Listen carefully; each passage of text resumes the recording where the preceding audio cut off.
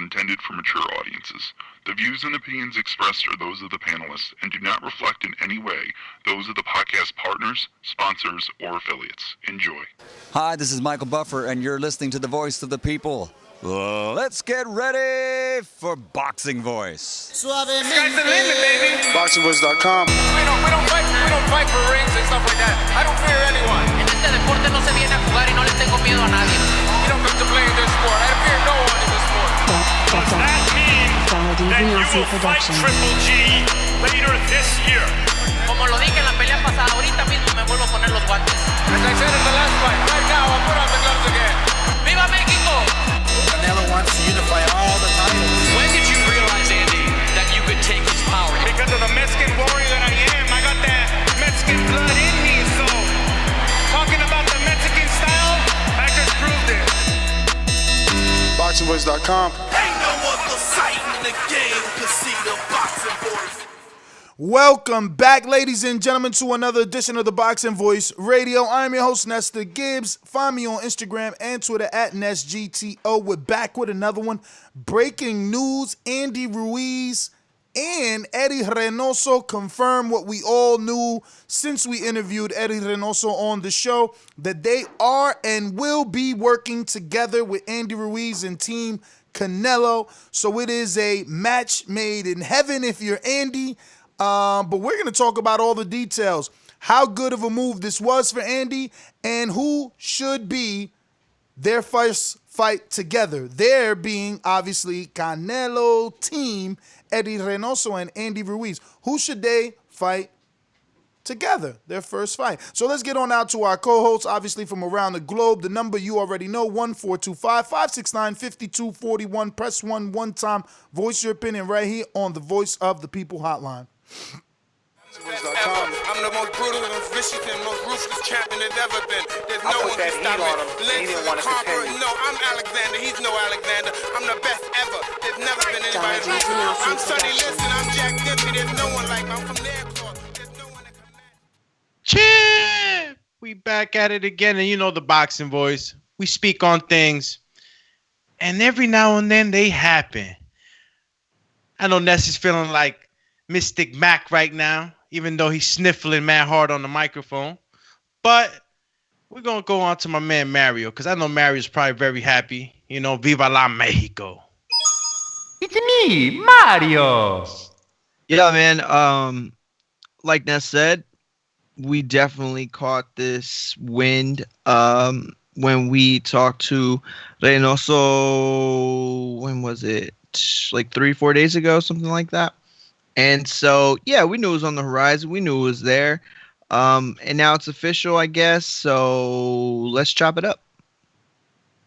So I guess first things first is good move, bad move. Are you guys happy with the move, or do you think there was a better trainer out there? I have been saying that Andy and Reynoso Lincoln would have been the best move that Andy could have done. So I don't really think that there's a better trainer out there. I think this is the right pairing. But, yeah, that's me. I believe this is the right pairing. I like what's happening here. What about you guys? Well, back when we were going back and forth on it, when it first surfaced, the little rumors and little things, you know, being heard or whatnot, we were going back and forth. I didn't really agree with it at the beginning. I just felt like there was no remedy in, you know, a coach changing Andy because Andy's going to be Andy. But, you know, circumstances can influence a person to a point where they will only bring out the good at you. You know what I'm saying? So Reynoso's one of those guys, Team Canelo. You know, fortunately, we had Eddy Reynoso on. You know, he explained to us how he trains a bit, took us a little bit into the insides of the workings of his camp. So I'm a believer now, bro, and I'm thrilled. I'm thrilled for Andy. Everything just lays out right. Like you had, you know, major points. It was, you know, the social media and rumors from Michael Benson was that it's for a one-fight deal, supposedly. What's a one-fight deal? This training marriage here. Oh yeah, so Reynoso put him on a what do you call it? Like a probationary period.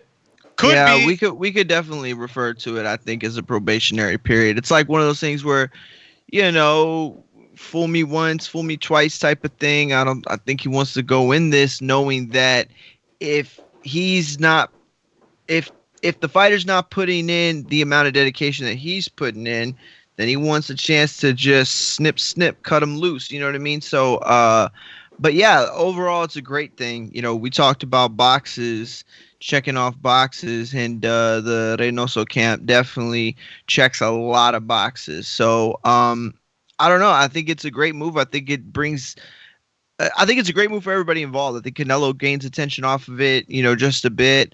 I think it bolsters that entire camp, you know, and it bolsters Andy Ruiz's, I think, overall projections and worth in the sport.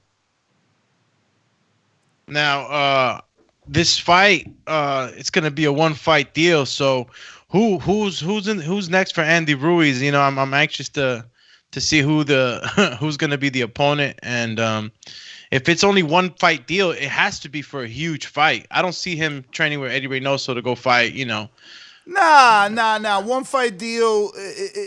Listen, because Reynoso doesn't have any control over the opponent. He could only help select the opponent with the options that are given to him. So believe me that the one fight is more about how Andy does in the 8-week training camp that they, you know, work together in. But really quick, obviously everyone knows that Eddy Reynoso is now the new trainer of Andy Ruiz, and he made his reputation with, you know, creating Canelo Alvarez from the bottom up. He's most known for Canelo, but now trains Ryan Garcia, Oscar Valdez, Luis Nery, Julio Cesar Martinez, and heavyweight Frank Sanchez, in addition to Andy Ruiz Jr., the former unified heavyweight. So definitely a power move by Reynoso.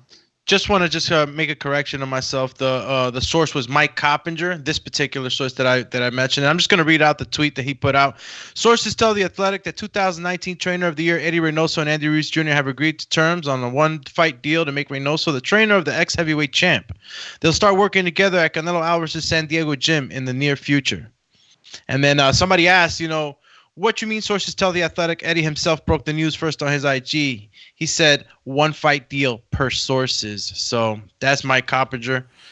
Yeah, I mean, that's some pretty good information. It's good to keep Andy on a short leash.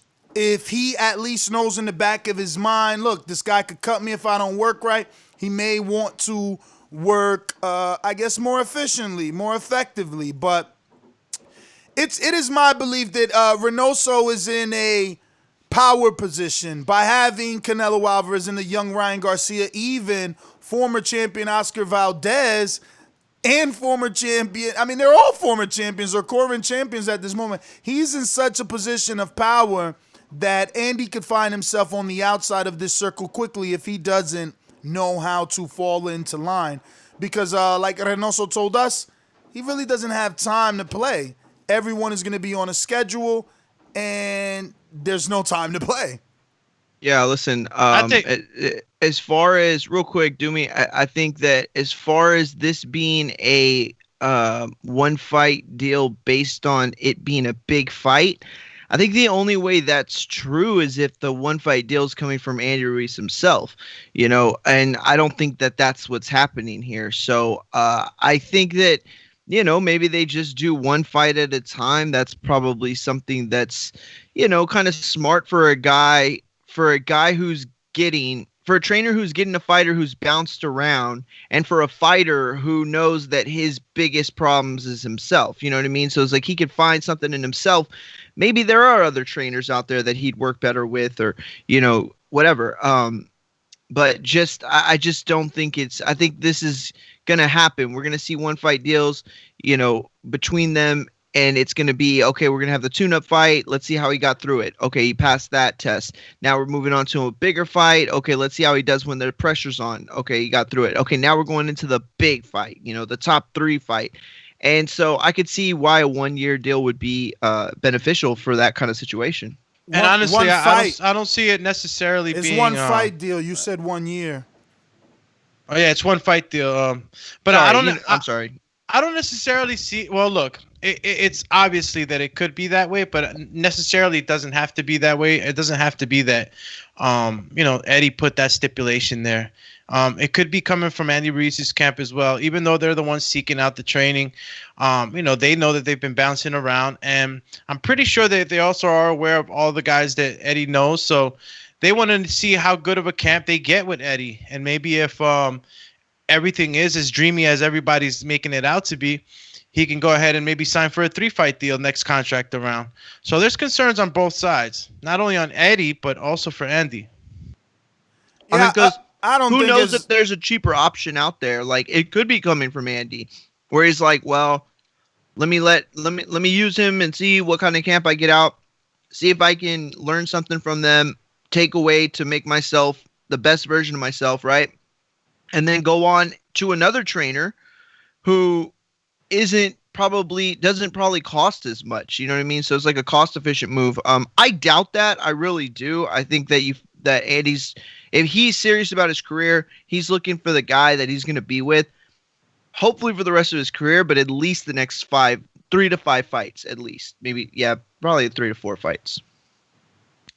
It's going to be a hell of a relationship, especially if they go ahead and conquer the way he's been conquering with Canelo. I mean, imagine two heavy Mexican champs, and Andy goes back and he takes control of where he fell and comes back and he regains his things. I'm excited for Andy, man. I'm really excited. I think he's gonna do very well with Eddie. I think that the discipline, the Mexico, and the whole feel of the camp is just gonna be conducive to a successful camp. What do you guys think about Andy's training in San Diego? He's not going to be in Mexico. He's going to be in San Diego. Is there still like room for him, like, kind of fuck up? I mean, I don't know. I don't know how far that is from his, mansion in Cali, but I'm assuming he picked it because it makes sense. I'm hoping it's not a logistical nightmare for him, because that will obviously lead to, not staying with Reynoso. Well, it might benefit, and it might not. When people are suffering from discipline problems, it doesn't matter if that cookie is 4 miles away or if it's right there on the counter. Like, you have to have the ability. And I said cookie like I was making a joke. Like, I'm not making a joke about this, man. I'm just saying, like, in comparison, no pun it kind of sounded funny, yeah, but it's that willpower that you need. So it's like, I don't care where the camp is necessarily, because it's still the same things that he's got to show us. It might be different I'm sure it's different for him, whether he wants to train close to home or not. But I just think ultimately, he can't rely on distance to be, what keeps him motivated and what doesn't keep him motivated, because eventually he's going to leave. Is he going to balloon up 350 pounds because he's not in San Diego? Like, those are the questions. Honestly, being there was so much distaste and just so much failure was felt throughout, the whole community, you know what I mean, of underdog, would-be's and lovers, right? We always wanted him to win, and because he wasn't prepared, and the blame was typically all of it was on him, man. It was nothing else but him. So I don't think that he wants to risk that again, looking that bad.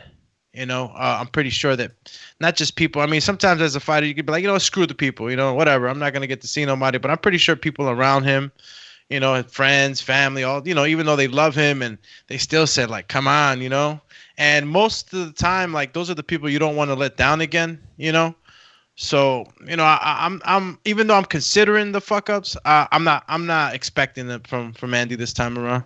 Yeah, I don't know that the motivation is gonna come from not wanting to let people down. I mean, he already let down the team and the family at the highest level. Is he gonna be any more embarrassed if he can't get into shape with Eddy Reynoso than he was for failing the biggest fight of his career?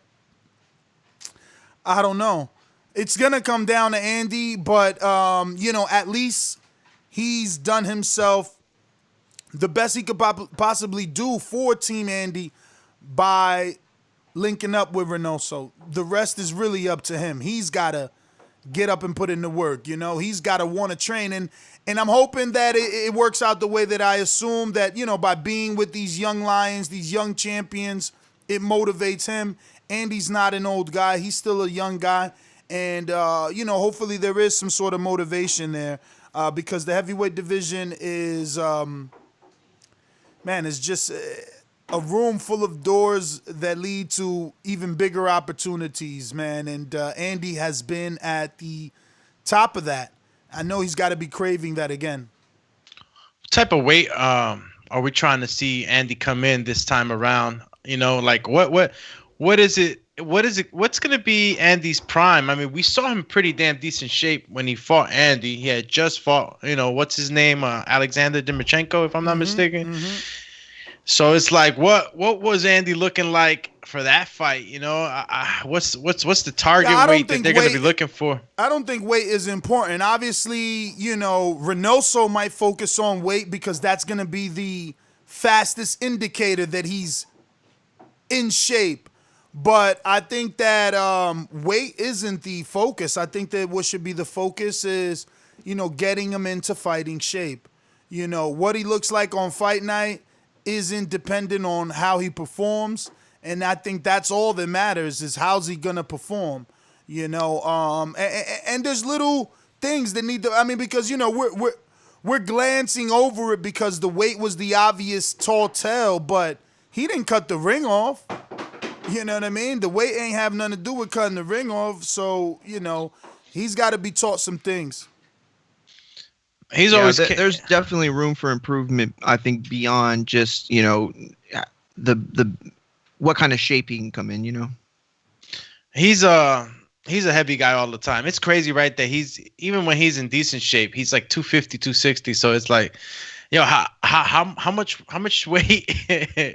You know, it's like him and Tyson Fury are almost the same weight, but totally different bodies. Like, this guy's tall, rangy. He's like, what did he come in for? Wilder, 260, no? 273. 273. Wow.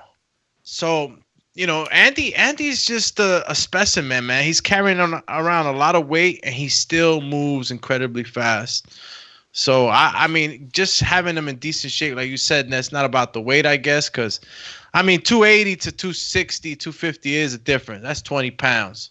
And depends how you carrying it, too, because if you ain't working out and you carrying around 260, it's a sloppy 260. Well, according to Andy, I mean, obviously everyone takes it as an excuse because of the performance, but they came in heavy by design, similar to the first fight, allegedly. What do you mean by design? On purpose? Yeah, you know, so the first fight, they were slightly heavy, and they felt like, you know, if we would have been heavier, we would have took the shots a little better. So they allegedly came in heavier. Because a lot of people feel like, yo, Andy didn't train. Maybe Andy trained. The problem is he trained one-track minded. He thought AJ was going to go in there and try to blast him out, get revenge. He didn't expect him to box and get on the toes. So, you know, I didn't see Andy get tired in the second fight. I could be wrong. I didn't see him get tired. I just seen him be like that dude that is like, gave up. You know, AJ didn't want to stand and fight, and he didn't want to chase AJ. He slowed up. He definitely slowed up a little bit. It wasn't even so much his tiredness, because he didn't look tired at all. It was more he just couldn't get him. He was too slow. His usual, like, spurt forward with his jab or whatever combination he might try, you know, to cover ground, he wasn't covering as much ground, so he couldn't cut the ring off as good as he could. That's why 283 is just too heavy for him. I mean, yeah, it was, but it was also like a different style of fight too for him, because I mean, you know, in the first fight, you know, AJ at some points tried to go tit for tat. AJ gave him stuff to work with. You know, I'm not going to say the first fight was there on a silver platter, because that's not the case at all. But all I'm saying is that, you know, AJ was there to be hit, as opposed to the second fight where he made it much harder. You know, he made it much harder, which meant that Andy was going to have to work for longer. You know what I'm saying? He was going to have to chase, man. Listen, it's only 15-pound difference. And, you know, he did what he did at 268. He came in 283. Was he really overweight? I know in retrospect it's easy to say that because of the rumors and everything. But was it by design, and did the plan go to shit when AJ started to use his legs? Yeah, it definitely did. I mean, there's no doubt about that. Who are we matching up, Andy? See, now I'm curious, man. That whole one deal thing has me curious, like to But as to who. You're looking at it from the wrong perspective. The one deal is with the trainer. You know. I'm thinking you explained to me that it's not up to Eddie. It's basically he's gonna take whatever the promoters are giving him. But I'm even more curious, like who would be next, and why would, if it's really Andy, with the influencing of the one fight deal with his trainer, like who would he be like? Okay, we're gonna match.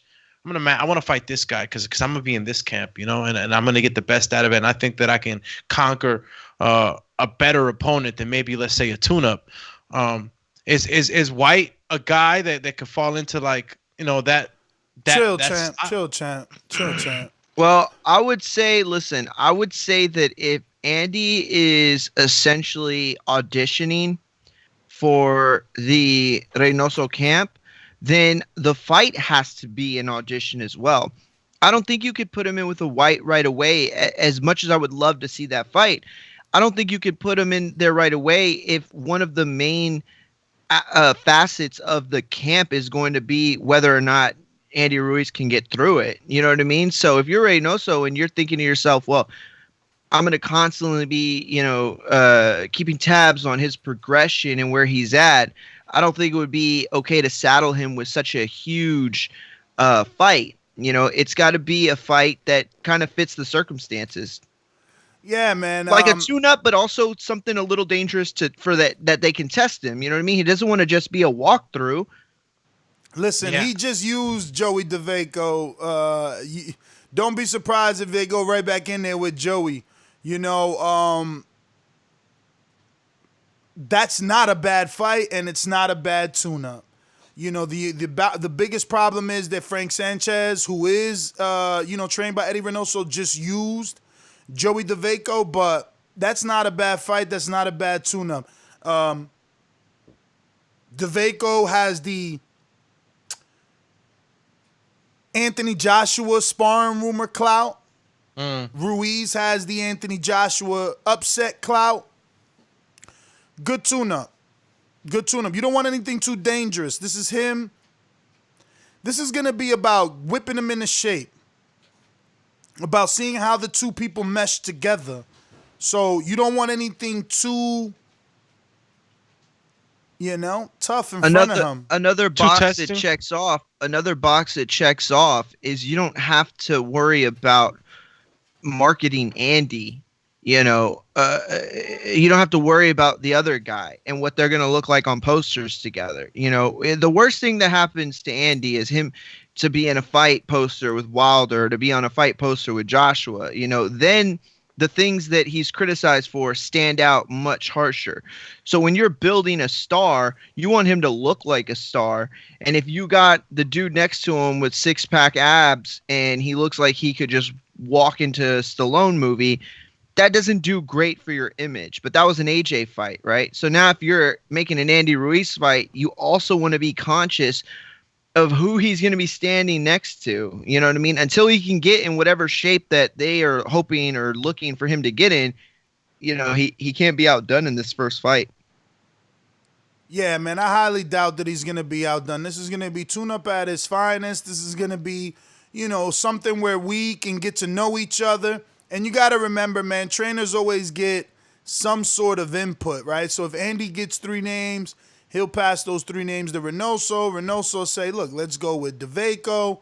And they're good from there, man. I don't expect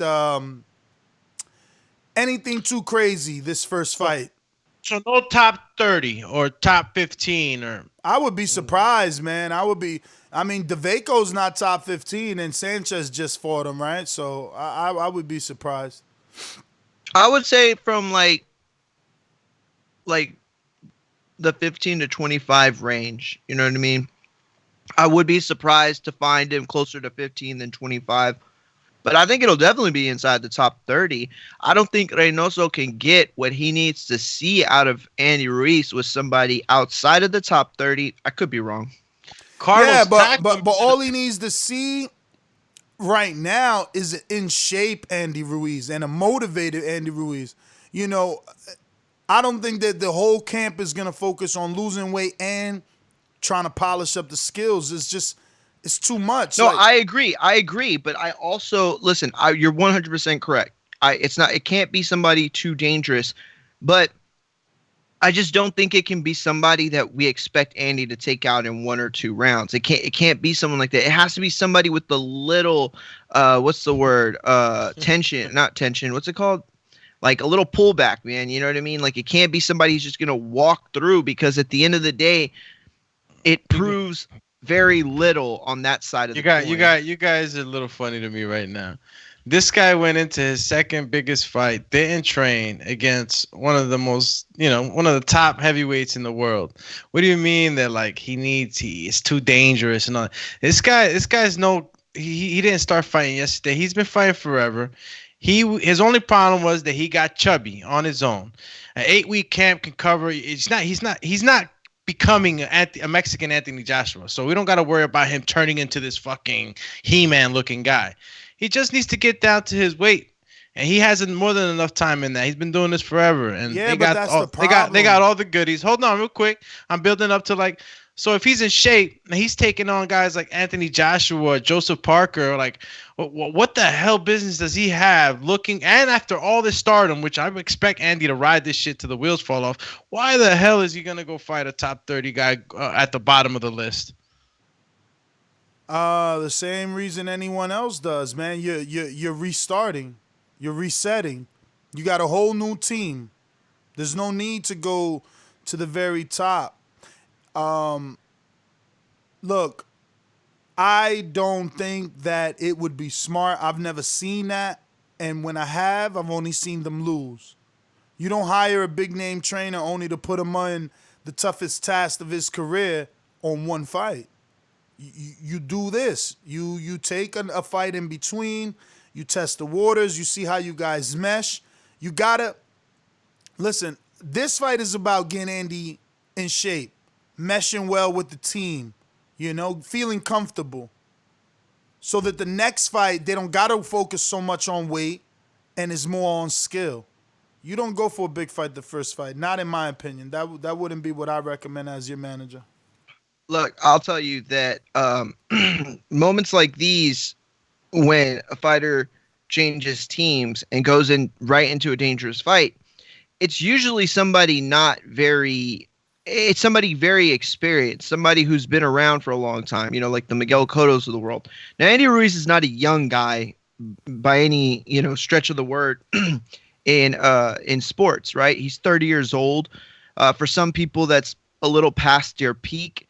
And so he's got to get the ball on the road. But at the same time, I really don't know in 33 fights or 35, I think.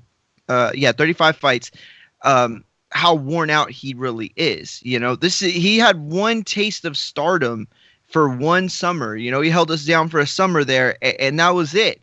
And so this is a rebuilding campaign. This isn't a worn, torn veteran who's, restarted 2 or 3 times, looking for his big payday or looking for his big cash out. That's not what this is. This isn't a cash grab. This isn't anybody cashing him out. This is them trying to build him as a legitimate heavyweight threat to ultimately get him to that mountaintop where he will either, succeed or fail, but they'll still make the most money they can with them. There's a lot of upside here, man. Miguel Cotto took those fights and changed trainers kind of on some B-side shit. You know what I mean? And that's what Andy isn't doing. He already turned down 2 Dillian White offers. Like, I don't need to hire a trainer and rush into a big fight because he's only 30. It's the heavyweight division. He's already been a unified champ. He can reset and be champion again, even if it takes 32. If he's 32 years old when he becomes champion again, who's going to care? Nobody. And by the way, I'm just remembering Cotto's first fight under Freddie Roach was against Delvin Rodriguez. So that was kind of he had a tune-up. Yeah, so that was definitely a tune-up, and if I'm not mistaken, it was on HBO. And Delvin, Delvin was coming off of his career biggest win versus Paul Woolak on ESPN, and he got graduated for that fight to HBO. Yeah. Oh man, Cotto looked so devastating that night. But so it's definitely a reset.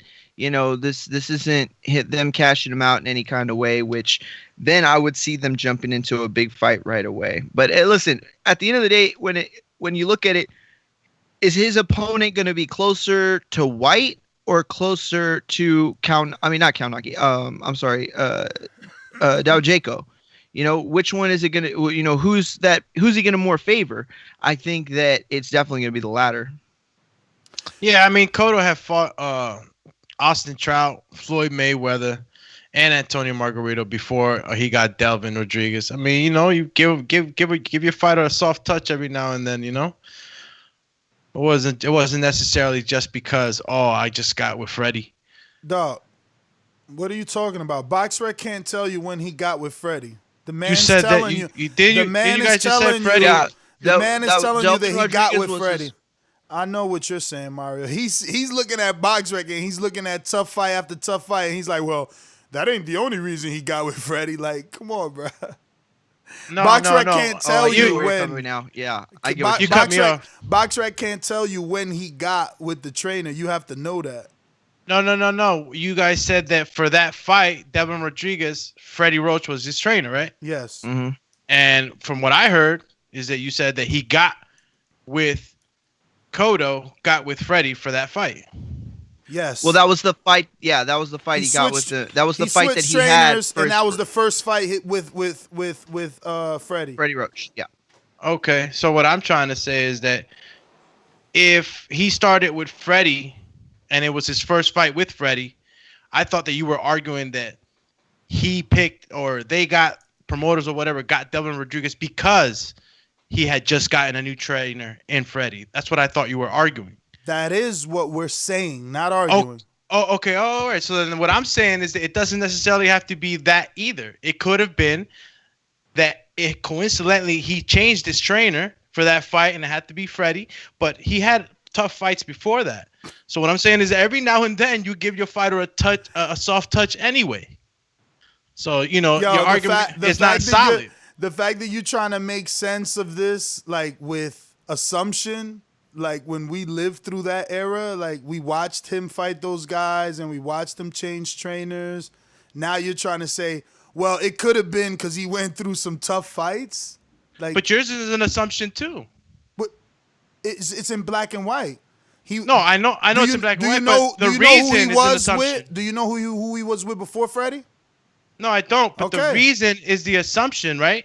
You're saying that's the reason why he took before Freddie, because that's what I'm saying. I don't want to go into that argument. Can I get a word off? Can I get a word off, or are you gonna keep talking? Because you can keep talking even though you don't got the answers. I just want you to understand because you go on and we're not understanding each other. Let me explain this again. The assumption, your assumption too, is that you're saying that Cotto took a soft fight. Cotto took a tune-up fight because he had just gotten with Freddie, right? That's what you're saying. Yes or no? I guess you go to have to ask Mario, right? Isn't he the one that brought that up? Yeah, no, that's definitely why I said it. Yeah, that was what I was saying. Is and I get where you're going with it too. Like it is an assumption, but at the end of the day, it was like an assumption that was. Like I guess, like Ness said, it's in black and white. Like he changed trainers. Like he came out and he was vocal about, wanting to change trainers. He was with his who was it? What's his name? Probably Emmanuel Stewart. He was with Emmanuel Stewart for one fight. No, it wasn't with Emmanuel Stewart. It was that guy in Puerto Rico. I can't remember his name. Ness knew. I cut off Ness. Ness said that he knew. No, I didn't know. Oh, okay. I said, do you know who he was with before that? So yeah, I get what you're saying. Is like he was in the situation where he had back to back tough fights, so that you know what I mean. So it all coincides. But my only point is that, Freddie Roach, him taking on Freddie Roach, like that was like they were never going to go into a big fight right away. Like that was never part of the plan. So, you know what I'm saying? Like to me, the bigger reason was because he was with Freddie Roach. They didn't want to just throw him in with one fight without working with him for multiple fights. All right. But at least you understood where I was found coming it from. right here. I found it Yeah. right here. Hold on. Bum bum bum bum. Yo, and Cotto switched a couple of times in trainers. Plenty of times. Like I said, he was with Manuel Stewart. He was with his father. He was with his uncle. He was with Freddie Roach. You know, It was his uncle, but I can't remember his name though. His father was his first trainer, no? Mm-hmm. Yep. It's an ESPN article. Pedro Diaz. Yep, it was Pedro Diaz before Freddie. I couldn't remember his name. Pedro Diaz. That was yep. the best he's ever looked too, is with Pedro, in my opinion. But I mean, Ah, I guess some Freddie. would argue that Freddie made him look good. But the opponents that Pedro had were way tougher than the opponents that Freddie had. Absolutely. Freddie got the gills and the fucking, the fucking, the stiffies. He got the stiffies. Even though Freddie got Canelo, I guess he got Canelo. I'm still reading this here, I'm skimming through it. Yeah, but not Andy, man. He's he looks like he has a little bit of Miguel Cotto influence on him. Switching trainers. But it's always, it depends with fighters, man. Some fighters just feel like they need to keep developing, or they just want to learn more. You just never know why you leave a trainer. It's just so many personal reasons. You build relationships with your trainer, so it could be anything really. But there's a lot of seriousness in going to Canelo's camp, and I just expect a lot of good stuff. A lot of good stuff. I don't expect Andy, slacking or anything like that. It's just gonna look so bad for him if he does. It's gonna look too bad. So and you want the people right behind you again. So a good win. Impressive win could even put you in a position to get a real huge fight. So yeah, it was 2013, and it was Pedro Diaz right before the Rodriguez fight. They switched to Freddie Roach, and that's when they left or went back to Golden Boy, I think. Says as far as the switch from Golden Boy to Top Rank, said Cotto. Oh yeah, no, that's when they left Golden Boy to go to Top Rank. So, yeah.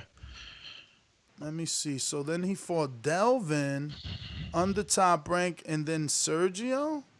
Nah, Martinez. I guess. I don't remember that like that. I thought Sergio. Madison Square. I thought Sergio was an HBO fight, and then Gil was Rock Nation with Canelo. Then the two Kamagai and Saddam was Golden Boy, cause he hopped around. He hopped around a lot. Let me see. When did he use? So he had Freddie Roach. I Delvin, wonder if it was Delvin until he retired. Delvin What? until he had Freddie for Saddam Ali too, right? Yeah. Damn. Yeah, nobody expected that win too, man. Shout out to Saddam Ali. Well, I mean, Cotto tore his biceps, so it wasn't the same. But I guess that's pretty much it, man. We went down the Cotto route because he switches trainers so much, and yeah, man. Yo, but do you really see Andy coming back fighting a guy like Tor Hamer again? You know what I'm saying? I'm just trying to see who he would come back as a toonie, man. Bro, Cotto fought Kamagai. What are you talking about? People fight tune-ups, dog. But he was on his way out, man. Andy, he fought Kamagai, towards his last fight. It's not on his way out. He fought Kamagai off a loss. I mean, look, he just fought AJ back to back. Just like he fought Delvin off a loss. You fight a tune-up, dog. That's what it's about. Especially when you on that level. When you a pay-per-view star like Cotto, and Andy is filling those shoes. Yes, you try and preserve those paydays. And how do you do that? By giving the fans, one, showing them you back in the mix, then getting in there with a name. What is it called? Drummer Boy? Oh, Yeah, is that's he what I retired? said. That's what I said. Eric Molina. Yeah, but you could dust him off. Yeah, I guess. Eric a down dude. He'll come back for cut some and shoot Texas. Yeah, you could dust Mexico him off. versus Corpus. Mexico. That man's from Corpus. And look, he's tall, so I guess it helps. Yo, listen. Damn, I was gonna make a point that you made. My bad, bro. No. You're good. You're good. I went down the Eric Molina route. But look, the point I was gonna make ultimately, I guess. Go ahead. I don't want you to forget your point again. No, because I actually want to get my thoughts together. All right, so I was just gonna say that as far as the film study, we have not found a link. The Gary Russell link I was sent is only works in the UK, and we can't even use it. The fight is the rights are owned by CBS. It's not on YouTube. It's not on Showtime. Daily Motion, anything. It was a Golden Boy fight. Yeah, I checked Daily Motion. It's not on Golden Boy. It's not on Dazn. So I don't know where that Gary Russell fight. That's probably why they don't want us to watch it, because they know that he fucked Vasil up. Nah, I'm bullshitting. I don't even remember that fight. Bro, I wanted to see it because exactly that reason. I don't remember it. Let me tell you. I don't remember that fight, but searching for the link, I found many videos of people saying that they robbed Gary Russell of a knockdown. So I was like, damn, I can't wait to see it. Yeah, I think I remember that. They got little 5-minute highlight clips. But I don't know, man. We had a second runner-up in Spence versus Porter. That was the second highest vote fight. And we real quick. link. Let me get this off real quick. I figured it out. Okay, so what I was gonna say is, you look at Canelo when he fought Rocky Fielding, right? And like every time a fighter's in a situation where something new comes along, like they want to test the waters. You know, if they're moving up in weight, if they're moving down in weight, you know what I'm saying? Like if they're changing trainers, like if something is going to alter their normacy, yes, you know, they want to dip their toes, and there's nothing wrong with that to me. Me either. Listen, there's so many fighters in the heavyweight division, right? All right, so I'm not in the heavyweight division anymore. I thought I was. But in the heavyweight division, there's got to be like 1,500 fighters. What the fuck y'all rushing Andy for? So many. No, the reason I keep pushing for these topper, higher ranked guys is because, it's always like, what have you done for me lately? And even though it's a tune-up, you never want to risk your fighter fighting this guy that's a tune-up, but you didn't know that this guy was fucking Clubber Lang going hard all his life, you know what I'm saying, waiting for this opportunity, just like Andy had his opportunity for AJ. And it's like, things can happen. I'm not saying that Andy get knocked out, but he could probably get made look bad. Like, oh, look at Andy, and then it doesn't look good. And it's like, low risk, no reward. It's like, I don't know. Andy is in a perfect position, bro. He's number 6 on BoxRec. The only names above him are recognizable names in the division. One of those names don't even belong there, but he's gonna lose more ranking because he doesn't have a fight signed. So White and Povetkin got a fight signed. They'll, gain and lose points. But Andy is in the right spot, man. He can get fights with anybody at number 6. Believe me. Why not bring him back against Luis Ortiz? Luis Ortiz took a hard loss too. You're like never getting hired, dog. Who's hiring you to matchmake, bro? Like, hey, you're like Luis Ortiz got knocked the fuck out. He took a hard loss too. He won every round. You don't. Man, you're crazy, bro. My man just got in there with he's in there with a brand new trainer, and you're gonna put him in with Wilder's toughest fight. You say he won every round. You sound like the guy that, you know what I'm saying. When you race, I don't care if I beat you by a mile or half a centimeter. I beat you. You tell that to Reynoso, who's got to prepare for him. You kidding me, bro? I think he likes that fight too. Why not? Luis Ortiz. They're not going to like any of those fights in their first fight back, man. You're not being realistic, bro. Luis is the zone, right? Luis Ortiz, or he's his own entity? Oh, my God. Google's your friend. Luis is PBC, Is he still with your man? He PBC, man. PBC? All right. The zone PBC. I don't know. Some of these guys sometimes, I get confused a little bit, man. I ain't got the boxing computer brain like you, bro. You beyond confused trying to put Lewis in the ring with Andy. Like, again, bro, you not a businessman. It's like, if you Al, why are you gonna put Andy in there with Lewis right now? What do you think happens? I'm sparking up conversation, but why would I do it? What happens? Why would I do Luis Ortiz? I mean, I didn't because ask why. I didn't ask why. What happens? What happens is that my guy beats another top guy, gets more fame. Who's your guy? Andy, right? If I'm matching Andy versus Luis Ortiz, what does he gain from it? Fame. So he beat the guy that Deontay Wilder beat. You know, you were real high on Wilder beating Luis Ortiz for a long time. So then what's next? Huh? So then what's next? He beat Luis right back with first fight with Reynoso. Now what? What do you mean? Where do I take? Am I guiding the career right now? Is that what you're asking me to do? Well, fuck. I thought you were. You the one want Luis Ortiz. I wasn't thinking past Luis Ortiz. And that's the problem. That's the problem. I'm saying what kind of opponent do I want to see him with? And I said Luis Ortiz, and that's because he took a hard loss. So it's like if I'm saying, okay, this guy's a hell of a fighter, but he got knocked the fuck out, so he's not all there. So you're saying Luis is right for the taking? I'm saying that Luis Ortiz right now might not be in the best. So he's right for the taking. The taking. Okay. Right so, for the taking. So you selling him out or cashing him out is the right term to Andy. What is next? Just answer the question. What is next? I'm not the guy holding the cards. And that's what I'm trying to tell you. All right, so you match him up with somebody and you tell me where he's headed. Let me explain to you now. And this is what I'm trying to not only explain to you, but to everyone else. When we throw names out, they have to be realistic. That's why I use terms like, this is the reality that I live in. So is Andy and Luis a good fight? Absolutely. Can it be made? Absolutely. Is it the next fight? In my opinion, I don't think so. Why? Because Andy and Luis could be a pay-per-view. Andy and Luis could be a main event on Showtime Championship Boxing or a Fox, straight Fox television show where they do 3, 4 million, 5 million views, and you don't do that without knowing where Andy's at. You don't do that when your client, that's what I'm saying.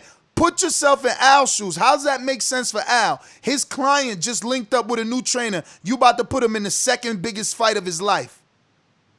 But isn't it about the money? He's not going to be making money with a lower tier guy. If a Luis Ortiz, you're saying where does he go from there? But I'm pretty sure that a Luis Ortiz next bout is going to garner more money than a guy like with Tor Hamer or somebody like that.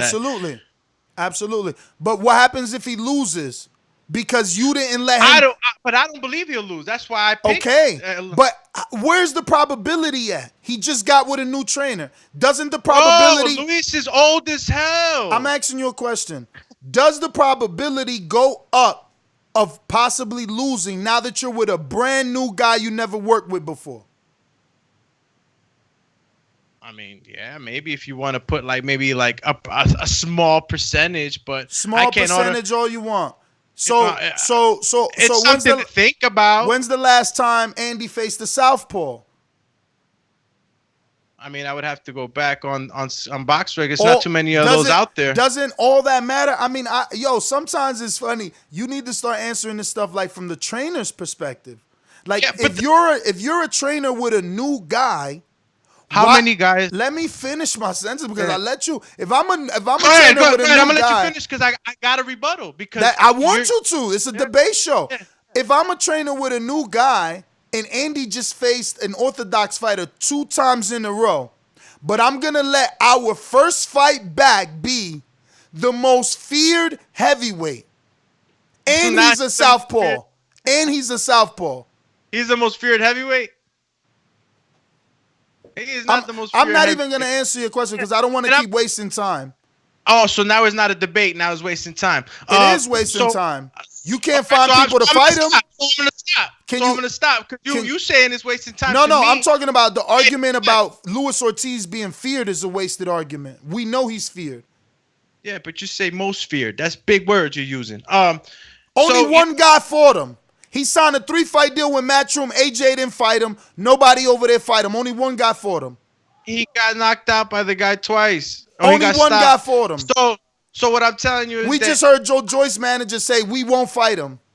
So I don't know what you're talking about. People still saying we won't fight him. Maybe they're fighting him for the same reasons you're saying. You know, they won't fight him for money. He doesn't present no money, supposedly, or you know. But so he presented money for Wilder twice. That's what I'm saying. Andy fights Luis Ortiz. They're gonna make money. If you give him a lower tier guy, he's not gonna make money. So if I'm Andy, and even if he's a southpaw, and again, this is just Luis Ortiz. There's a couple of other guys on the menu. You know what I mean? But if Luis Ortiz is the guy, how many guys? I don't know. These are questions that I would have to ask. But I'm assuming that Andy has sparred southpaws before. Anybody that's worked as hard or has been as long in boxing as Andy has been in there with southpaws. All right. So it doesn't mathematically mean because he's a southpaw, all of a sudden it's like, oh, I can't fight him. This motherfucker's out there switching nowadays. The game's evolved. I'm just saying money wise. If you're going to put him up against one of these lower tier guys, you're not going to make money. So, you know, this shit is about. Bro, you don't know how to make money, man. You don't know how to make money, dog. That's the problem, bro. You don't know how to make money. You give Andy a tune-up with Joey DeVaco, then he goes in there and fights Luis Ortiz, blast him out. His next fight's pay-per-view. You trying to put him in there with Luis Ortiz coming off a loss, no confidence builder, no time to get right with his team. Confidence. Yes, confidence. So you saying that Andy Ruiz don't got no confidence? You confidence building? Wow. What is this fucking after school program? This is fighting, man. No, you don't know nothing about this. That's the problem. That's the problem. I mean, Black and White just showed you Delvin was a confidence booster. Well, that's the point. You live in the black and white of boxing, bro. There's so many gray areas. You don't even know what you're doing. There's mad stuff you got to consider. You are the gray area. That's the problem. You don't understand what you're saying or the things that you're receiving because you're in the gray area. You look at you. Like you would literally take a commodity like Andy and put him in right now with with Ortiz. You won't have no money. No one will rehire you. You're done after that. You fucking kidding me? Ortiz is done. Whatever. Luis Ortiz is the wrong fight. When's the last time Andy faced a southpaw? Because I'm still waiting. Well, I'm not looking for that information, but I can find it. Obviously, not on call right now, but I'm pretty sure that in sparring he's faced people, amateurs he's faced. It's not his first. It's not gonna be his first rodeo with a southpaw, bro. Sparring, you're crazy, bro. It's not gonna be the first rodeo for it. There's just too much babying right now that you're trying to do right now, bro. You don't know about the game, bro. It's that it always doesn't work the traditional way. That's like you coming in to the boxing gym and you're gonna come try to fight somebody with a simple ass 1, 2, 3, and you expect that's gonna be successful for you. Okay, so look, let's go to Danny Garcia. I'm gonna just keep showing you A sides because this is the saddest thing. You know, Mario's not even saying anything because he understands. Everybody knows the terminology tune-up. Like, you know, you obviously don't. But Danny Garcia, right, is the definition of tune-up, right? When he lost to Thurman, they gave him Rios. When he lost to Porter, they gave him Granados. Are those not tune-ups? Yeah, those were losses, you know, and there were losses where, you know, they not exposed, but they got touched up. So Andy didn't get exposed? He didn't get touched up? He wasn't hurt. Yo, let's move on. I'm opening up the lines. My man don't know how to let it go when he can't win. AJ was the one on the back foot. All right, champ. You won, bro. Remember to rate us 5 stars on iTunes. These calls are brought to you by El Camino Electrical Services, experts in electric vehicle charging stations. For consultations and turnkey installation, visit us at elcaminoelectricalservices.com. All right, let's go out to Stone Bone in Colorado. Talk to me. What up? What up, champ? Oh, man. I'm glad Doomy ain't ref nobody fight that I like, man, because I don't think he understand boxing no more, man. How can you be a ref, Doomy, and you don't even get what a tune-up is? A tune-up, not many guys are injured when they have a tune-up. A lot of times it's, hey, I've been out of the ring for 9 months. I need to get a tune-up to get in a big fight. Or, hey, I lost a big fight. It don't matter if you didn't get beat up and knocked out in a fight. You was the champion of the world. He deserved that. He won. He made. You know how much money he probably made for Al Heyman with 2 AJ fights. we think Ruiz got paid for the first and second fight. You don't think he'll be happy to take a Gerald Washington for $2 million and then double back and do a Pillion White for $5-6 million? Come on, you acting like he's supposed to be desperate and just jump in there with Luis Ortiz and possibly get hurt. I like Gerald Washington. I said top 15 at least. They want him. They want his first fight to be with guys like Tor Hamer. That's the name you brought up. I said Joey DeVaco. No, listen. I'm thinking more Gerald Washington or DeVaco's a good because he's gonna give you a good push. You want something like that that's not gonna be like a disrespect towards your training tune-up, but something that you know that you're gonna get this win and you're gonna put in some work. You get to work on what your coaches is teaching you. And listen, if you thinking that he ain't looking at $2 million as a decent payday while he get his body right to go make 6, 7, and possibly another 10, and then do a pay-per-view, you'll be stupid to think he'll take. Yo, DeVaco is 73 in the world, and he is 5'10", and he's only been stopped once, and that was, decades ago, right? When did that happen? When did that happen? When did someone actually stop this guy? Yes, decades ago, 2013, right? So you at least know Andy's got to work. He's got to work. You know, he's a durable heavyweight that's been in there with everybody. And I don't think it's a possibility because obviously Frank Sanchez, Eddie's other heavyweight just used him. But I also think that's one of the reasons why he could use him because he's familiar with him. He knows what he's getting with him. King Amin, Newark, New Jersey, what up? Just like the king is what I mean. The king is what I mean.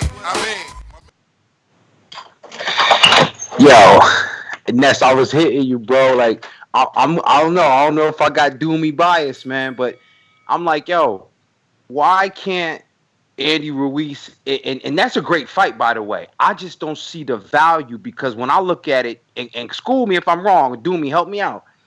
Ruiz and Luis, right? Andy Ruiz and Luis Ortiz fight. The winner does what?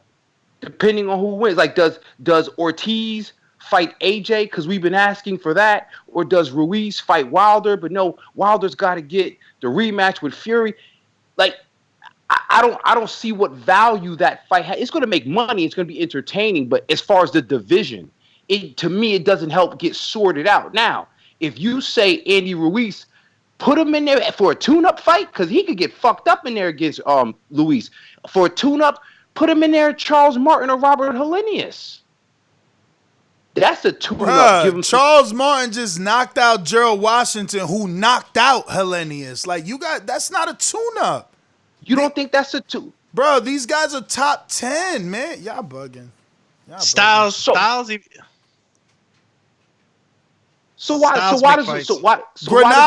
Granados wasn't top 10, and neither was Ivan Redcatch. That's what I'm saying. Like, a tune-up is a tune-up. Top 10 is top 10, y'all. So who's a tune-up fight? I don't understand. You got to school me. I'm saying Joey DeVaco. You know. What about Wanaki? Wanaki's not a tune-up? Bruh, he just came off a loss himself. He sell tickets, dog. Al is a businessman. Why am I going to go straight off a loss with Wanaki? I'm not doing none of that shit y'all talking about. Not me. I would do Andy Ruiz, Lucas Brown. That's a tune-up. Or what about everybody's favorite shepherd pie, David Price? That's a tune-up, but he's from the UK. He holds no weight over here. Neither does Lucas Brown, but Lucas Brown at least already announced that he was going to be making his debut and he was signed and sealed to fight on Showtime versus Odawa Wildin. So it's a little different. But, you got to get these dudes tune-ups, man. Maurice Vaught, he went 12 rounds with Luis Ortiz. That's a tune-up. 12 rounds with White. Dillian White. That's a tune-up. Getty. Harlem Getty, what up? How y'all living? How y'all living? All good. Bless man, bless man. I actually we were getting to the film study. I know y'all said y'all couldn't find the link. I know I have voted for Ness versus Hayes or Has, or however you pronounce it. I think that was a good fight, and I was just about to comment Ant versus Cobra. You know, that's another Border Wars fight. But other than that, man, I think it's good news for Andy Ruiz. Him with Golden Boy, with Canelo is a good choice. Obviously, good marketing. I think that he's going to be able to, because he's only 30, so he got a few years under his belt to redeem himself if he doesn't feel redeemed. But other than that, man, I like this move for Andy, man. Definitely best of luck with him. And I seen that picture, man. He got all this money, man. My son got to get some better pants, man. They out here with skinnies and all that. But other than that, man, tune in Saturday, man. Freestyle, bring y'all punchlines, man. And it's all about these rankings, and we rank number 7 for great promotion, soon to be number 1. That's my call. He threw. He had to throw in the promotion there. So you know what's another good tune-up? Carlos Negron. He just knocked out Robert Alfonso in one fucking round. Remember? Carlos Negron would be a good one. Yeah, I could rock with that. And Negron has been in there with Dominic Brazil. He's been in there. I think man saw me. What about the cat that beat Bryant? Bryant who? What was his name? Oscar Rivas. Oscar? Yeah, that ain't no tune-up, dog. I mean, he's coming off a loss in a long layoff. He ain't fight since June. Oh, yeah, that's right. He is. He ain't fight since June. He got a high ranking on the BC. He won't take no fight like that. Yeah. These people are in position, man. You're right. Carlos Negron is making some sense. Even though Carlos Negron, damn, that reach is crazy, yo. 83? Yeah, but that's what you need. You need a dude that's going to at least prepare you. Like, Dominic Brazil makes sense. I seen people saying that. Yeah, I don't hate Dominic's that fight. Big. He's a big dude. That could be that could not be beneficial, but that's a decent fight though, for sure. I don't know. I think that's a little over the line of tune-up. I wouldn't call that a tune-up. Which one? The Dominic Brazil. And if I do call it a tune, it's like a high level tune-up. But isn't he coming? Let me double check, but I think he's coming off two losses though. Oh no, just one to Wilder. And a long layoff too, though, and that's another thing. Yeah, it has been a long layoff. That's another thing that Alex is not taking into. Oh yeah, put him in there with Luis Ortiz. My man just fought in December of last year. By the time COVID over, when is he gonna fight Lewis? December of this year. So yeah, let's throw him in the second biggest fight of his career after a 12-month layoff. Plus, it's gonna be a southpaw. Oh, by the way, and you get a new trainer, motherfucker. Shake him up, shake him up, shake him up, shake him. Lewis hasn't fought in a while either, this man. This motherfucker putting everything against him. Yeah, but that's what I'm saying, dog. These dudes are chess pieces that get you money. You got to move them strategically. You could put Lewis with Dominic and put Andy with Negron, and then they meet. And it could possibly be pay-per-view. I'm just saying. Andy got upside, man. Now with that Reynoso, I'm telling you, they be listening. Everybody's talking about this story. Everybody, every outlet is talking about this story. And that's how it's going to be moving forward now. Oh, Reynoso thinks Andy would beat this one. Oh, Reynoso said Andy would do fair versus this one. Oh, Reynoso has a 3-fight deal, a 3-fight plan in mind for Andy. Bro, he going to tear up the headlines. Watch it. Brandon, Cincinnati, talk to me. Yo, what's good, y'all? Y'all gotta excuse my voice. I had tooth pulled today. But Ness, I already see what type of promoter or fight guy you would be. You would give us a whole shit ton of Danny Garcia versus Ross Salka matches. I'm Bob Arum. Don't give a fuck about the fans, and that's what Doomy needs to realize. Doomy, he don't care about us fans, man. Bottom line is, I only believe in tune-ups when a guy is seriously injured or if he got his ass brutally beaten. I don't believe in confidence building tune-ups like Danny got when he had a close fight with Mauricio Herrera and bounces back and fights Rod Salka. Fuck that. If you're a champion, you need to stay at the championship level, win or lose. Don't fucking drop down to Joey DeWelcos and Carlos Negrones because you had one loss and then you try to Amir Khan is championship level? Won't you keep that same energy, man? Get the fuck out of here, bro. Who the fuck? Is Jose Benavidez championship level? What Bud Crawford fan wanted those fucking fights, Ness? Don't act like we were calling for those fights. But listen to me. It don't matter what fan wanted them. It only matters what we get. And what we get is what's right for the promoter and the fighter because they looking at it as a business. And that's what I'm telling Doomy. That's why the Luis Ortiz fight will never be first. And listen, Ness, put that man in there with Robert Helenius.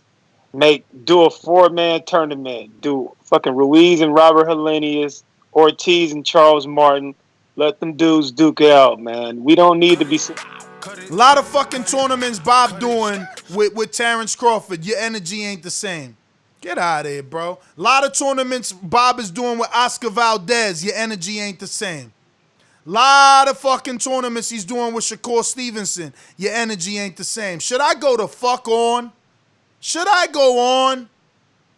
Come on, man. Bullshit. Yo, but it goes back to what I'm trying to tell you, that he needs to stay in that championship kind of like stock. Like he can't just go all the way down and fight these guys and expect us to be like woo and you really needed this. He made great points and he broke it down so good. Did Canelo not just fight Rocky Fielding?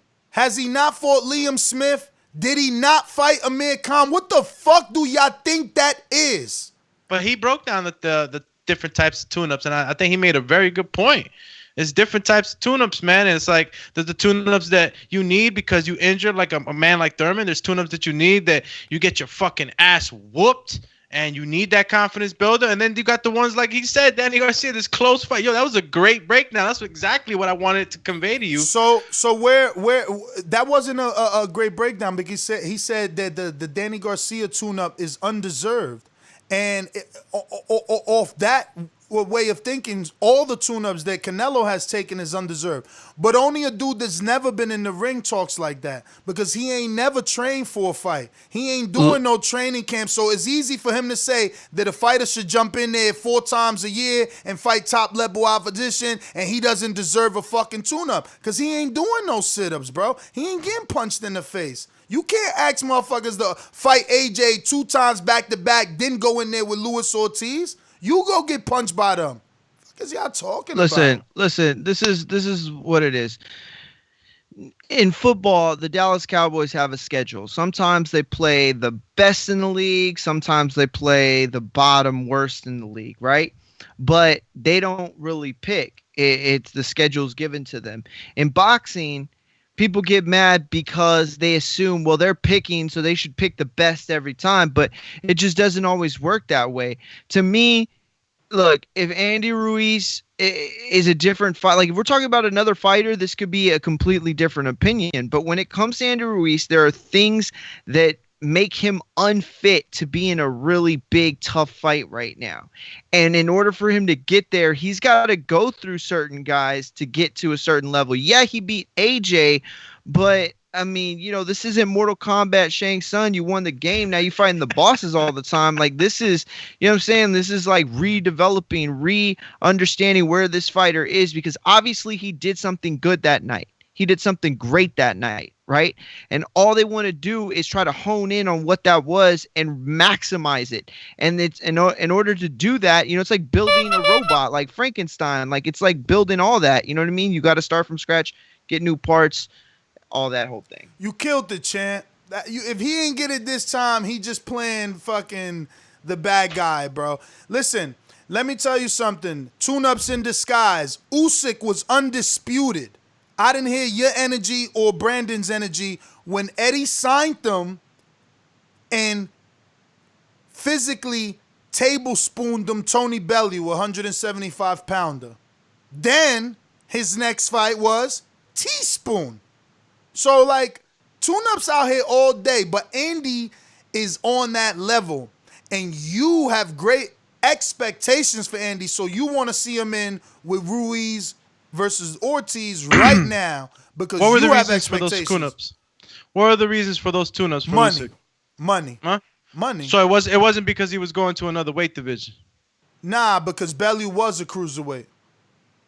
So you're telling me that Usyk and Chad Witherspoon was a tune-up, but it wasn't because it was for the weight division that he was coming. I physically just said, nah. Tony Bellew was. I'm not talking about Tony. I'm talking about Chad. All right. Well, I said two, right? I said Tony Bellew and Chaz Witherspoon. So your question has to be a two-parter or something. So Chaz Witherspoon was put in front of Usyk as a tune-up.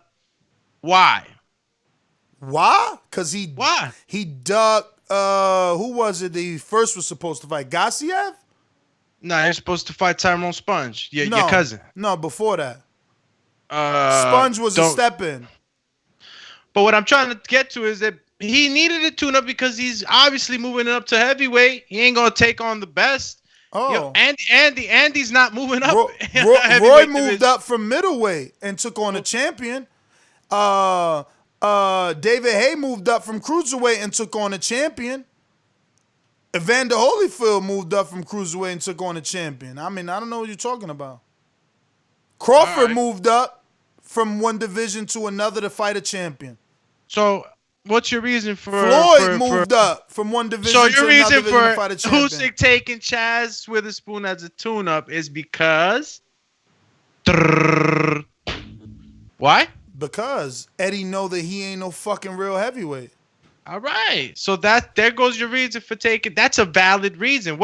What's Andy's reason for taking such a light? Because Al know he can make money off him. So when you put him in there with a Joey DeVaco and you let him fucking spread his wings, then you put him in with Luis Ortiz to solidify the win. Next fight's pay-per-view. You just don't know how to do this. All right. So pay-per-view can't happen right off. It got a pay-per-view to happen. It needs a tune-up. Well, I mean, look at the economy we were in. You think we're going to go straight into Luis Ortiz versus Ruiz on pay-per-view? Or isn't it safe to say we could do maybe a fight with no one in the fucking stands with Joey DeVaco and hope that in 2021 we could get maybe first quarter Ruiz Ortiz? Well, you're throwing the COVID spin on it now, and I can see why I'm throwing reality. I'm throwing reality. Let's call it the spin because no, it the is reality. But you're spinning it into that because you didn't mention that at all throughout your whole argument. But I'm going to tell you this now. You're bringing up COVID, right? So if Andy Ruiz and Luis Ortiz fight can't happen in your eyes, right? So then none of the other big fights are going to happen at all. So we're going to have lower tier fights going on then in the beginning. I mean, right? it all depends, right? I mean, we hear every day we get new news. Every day we get, little things where promoters are getting a little more desperate. So, to know what exactly is going to fall on television these days, we don't know. I think that a fight, Andy and Ortiz make a big enough fight, but not too big, that'll still bring the fans a great fight in these times. It's not super huge, but it's still a good fight that I believe in these times could garner money because people are going to be interested to see that fight. But you said you don't want it to happen right now. You want us to see. I just don't think Heyman is Fidel Castro. I think, his clients, he works for his clients. So I think both of these two clients in questions are coming off losses. One, a very demoralizing loss. The other, a knockout loss. Yeah, I think he's going to give his two clients some tune-ups. Yeah, and I want to make this clear. I want to go on record here because I don't like where this conversation has gone. So I'm going to make a very big clarification. When I say that I think that Andy should take a tune-up, I think it will be a tune-up. That's me talking from years of experience in the sport and understanding the sport and knowing what the promoters are thinking and knowing that they're going to do the best for the fighter and the promoter and the people in charge. But as a fan, of course, I always want to see the best fights. If we got White and Ruiz next, I'd be thrilled. You know, if we got Andy Ruiz in the top 10 heavyweight, I'd be absolutely ecstatic. Would it be pay-per-view right now? I don't know, because the other benefit for Andy is, what do? Do you take a big fight right now where you could lose and then derail your career further? Or do you take a fight where you could get some money, right? Because these guys don't have retirement plans. There's no 401k. These are the moments where they're racking up those checks, is when they take those tune-up fights. Yes! Okay? Do you do that and build up your name so that instead of doing a pay-per-view now and getting, 90,000, 100,000, 125,000 people to watch, perhaps you did so good on free TV that now more people want to see you, and you do 300,000 on pay-per-view. It's just about how you build the fighter and the fact that he's got a Mexican heavyweight. Two things that in this sport we know make money. I don't think he's going to waste it. He's a champ. He's a champ right there. I bet you he still don't get it. He broke it down. He still don't get it, Mario. He still don't get it. Yo, Ness, I been got your point. I'm just trying to make you understand mine. You know what I'm saying? You have no point. You know what I'm saying? You're trying to Shang Tsung me right now. Like, just take me down all the way. I'm not arguing that you're not right. I understand the business sense, but I'm fighting for the people right now. All right. And I want a damn good fight right now. And I'm not asking for too much. And I'm not asking Andy to jump out of a fucking airplane with no parachute by fighting Luis Ortiz. Yes, you are. No, I'm not. No, I'm not. Bro, that's what I'm saying. You don't understand. How many more title shots you think Luis Ortiz is going to get? Bro, don't you get what's out there for Andy? And adding Reynoso, he's increased the possibility of that. Bro, you know what's out there? You know what's out there? If he just keeps winning. He don't even got to fight top level. He just got to keep winning. What's out there? What's out there, Mario? Tell him. No. You're absolutely right. I was agreeing with you. I know, all he has to do is keep winning. And what's out there, though? What fight in particular is out there if he just keeps winning? I could give him David Allen, David Price, Joey DeWelko, Chris Arreola, and what would he be offered? In his inbox. In his inbox, he'll be offered Wilder, Dillian White, and an AJ rematch. He just gotta win. It don't matter who. You don't understand what we dealing with. We dealing with an anomaly, a Mexican-American heavyweight, my man, that speaks Spanish and English, that's done the equivalent of pay-per-views twice now with AJ. That's what he's done. Stop it, brother. You got a gold mine. You don't get a sports car the first day and just floor it. You got to work that bitch in. You don't just, beat up on it. Come on, guys. Come on. Nah, man. No. Andy got so much upside. The whole Canelo factor. They're going to be asking Canelo all the time now. How's Andy doing in training camp? ¿Cómo le va Andy? ¿Qué tú crees? You think Reynoso could get him ready for AJ this time? Would it be, I guarantee, I'm calling it today. How many times you think they're going to ask Reynoso, would it be different with you training Andy? Could he beat AJ? How many times? Remember, I told y'all this is the best move he could have made. Brandon, don't know how to build a fight ass. Man, you better put Bud career in my hands. I'm telling you. I told him a long time ago unify with Delani Minge. Now Sebastian Formola got that IBO. Yo, Crawford get the IBO, and he can make it a belt like he did. Not too long ago, he had the IBO. Everybody was like, oh, look, he got it, all the belts. It was all of a sudden, it was respectable when Crawford had it. He should have got it before I told you. I'm telling y'all. Yo, Andy, baby, Reynoso. Yeah. Alex, don't know how to build a fighter, man. Damn. It's all right, man. I'm taking an 8 count on this one, all right? Damn, bro. Yo, did we find a link? What we going to do? Because we got a film study to do. Porter Spence was the second. Find the link. There was no link, guys. Yeah, but what about Porter Spence? Did you find a link for that one, Mr. That's Chatty Patty? Yep. All right, so we're ending this. We got to all our callers. It's time to go. We'll, pay attention for the bad signal, guys. We're going to be doing that film study in a few minutes. Peace. Cheers.